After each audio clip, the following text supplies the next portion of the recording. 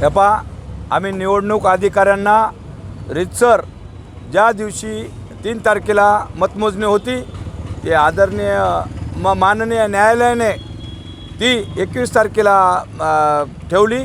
त्या संदर्भामध्ये आम्ही मतपेटी जिथं स्ट्रॉंग रूम आहे तिथं आम्हाला गस्त घालण्यासाठी परवानगी द्या म्हणून आम्ही 3 तारखेला 4:40 आम्ही पत्र दिलं होतं आणि त्यांनी आम्हाला तोंडीसुद्धा मान्यता दिली होती। आम्ही तिथं जाऊन गस्त घालायला सुरुवात केली होती। आमच्यासोबत सर्व मीडियासुद्धा होता आणि आम्हाला ज्या स्ट्रॉंग रूमच्या बाहेर SRP जवान लावलेले आहेत तिथं 3 रजिस्टर ठेवले होते।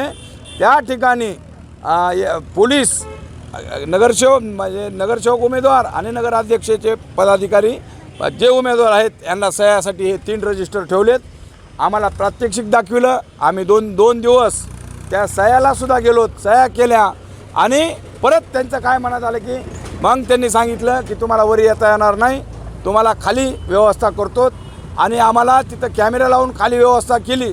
मग म्हणलं आम्ही व्यवस्था केली तर आम्ही लेखी पत्र दिलं की आम्हाला रात्रंदिवस थांबायचं आहे, त्याच्यासाठी आम्हाला तुम्ही खाली बसायची गाद्याची व्यवस्था करा। पण यांनी आम्हाला TV लावून दिली, खुर्च्या टाकल्या। आम्हाला रात्री थंडी आणि हे असल्यामुळं रात्रभर थांबायचं असल्यामुळं आम्ही निवडणूक निर्णय अधिकाऱ्याला पत्र दिलं की आम्हाला कुठली तरी व्यवस्था गाद्या तुम्ही नसाल तर आम्ही देऊ। पण निवडणूक अधिकाऱ्याच्या बाईटमध्ये बघा कशा पक्षपातीपणा करायला आहे। त्यांनी आम्हाला लेखी दिलं तेवढंच बोलावं लागतं त्यांनी अधिकाऱ्यांनी, पण कुणाच्या जरी दबावाखाली येऊन ते म्हणते आम्ही खुर्च्या मागितल्या, टेबल मागितला, सोफा सेट मागितला, जेवायला मागितलं, अशी फालतूगिरी हे जे निवडणूक अधिकारी आहे हे कुणाच्या तरी दबावाखाली काम करतात। आणि आत्ता याच्यावर सिद्ध झालं आहे की यांनी आमच्यावर गुन्हे दाखल केलेत। कशामुळं केलेत तर आम्हाला कायद्याने अधिकार दिलेला आहे।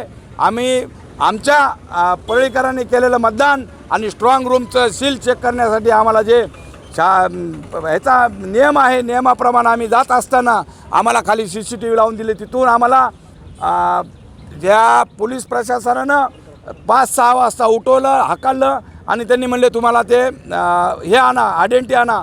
आमच्याकडं आयडेंटिटी पहिले जे होते इलेक्शनच्या दिवशी तेच आयडेंटिटी आम्ही वापरले होते आणि त्यांनीसुद्धा म्हणले हेच जमतेत, पण आम्ही लेखी मागितलं तरी दिले नाहीत।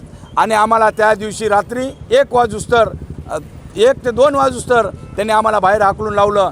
पोलिसालासुद्धा अधिकार नाही आहे त्यामध्ये स्ट्रॉंग रूमपाशी जाण्याचा, त्यांनासुद्धा सही करून तिकडे जायचं आहे। त्यांनी त्या SRPला जे सुपूर्द केलेलं आहे तिथं हे 50-50 100-100 पोलिससुद्धा तिकडे गेलेले आहेत आणि आम्ही तिथं पाहणीसाठी जात असताना आमच्या उमेदवारालासुद्धा ह्या पोलिसांनी लाठीचार्ज केलेला आहे आमच्यावर।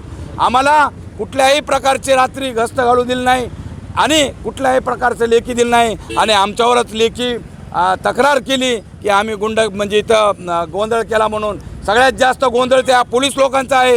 ह्या CCTVमध्ये पहा, यांना कोणी परमिशन दिली की स्ट्रॉंग रूममध्ये जायची, सही घेतल्याशिवाय कुणाला आतमध्ये जाता येत नाही।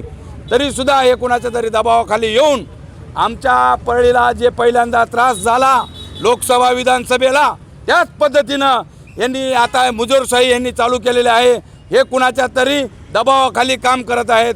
रोज बघा तुम्ही एक दिवस जसं वाढत आहे तसं वातावरण हे गर्दा करत आहेत, वेगवेगळ्या पद्धतीचे आमच्यावरच आरोप करीत आहेत। आम्ही परळीच्या जनतेनं दिलेले मतं मग ते आम्हाला दिलेले असतील किंवा विरोधी पक्षाला दिलेले असतील किंवा अपक्ष लोकांना दिलेले असतील, आम्ही घटनेप्रमाणे आम्ही मागणी केली पण यांची मुजोरशाही अजून कमी झालेलं नाही। ह्यांना आत्तापासून सवय लागलेली आहे कुणाचं तरी ऐकायचं आणि निर्णय घ्यायचा। मी तर म्हणतो ह्या पोलीस यंत्रणेमध्ये जेवढे कोणी अधिकारी आहेत, जेवढे कोणी ह्याच्यामध्ये मतदानाचे जे हे अधिकारी आहेत हे लोक यांचे फोन रेकॉर्ड यांनी सुद्धा तपासावे। मी आता रीतसर पत्रसुद्धा देणार आहे कारण यांचा आता डाव वेगळा दिसायला। मी त्या दिवशीच्या ह्याच्यामध्ये सांगितलं होतं इलेक्शन कमिशनरच्या मनामध्ये काहीतरी काळवेंद्र आहे आणि त्याच पद्धतीनं ह्यांचं वाटचाल सुरू झालेले आहे। म्हणून मी यांनी काही बी केलं, यांचा डाव असा आहे की आम्ही सगळे उमेदवाराला जेलमध्ये टाकून यांना इकडं काहीतरी करायचं आहे, असंच माझं म्हणणं आहे। नाना, तुम्ही सातत्याने दबाव हा शब्द वापरताय, पोलीस असो किंवा निवडणूक अधिकारी, नेमका दबाव कोणाचा आहे?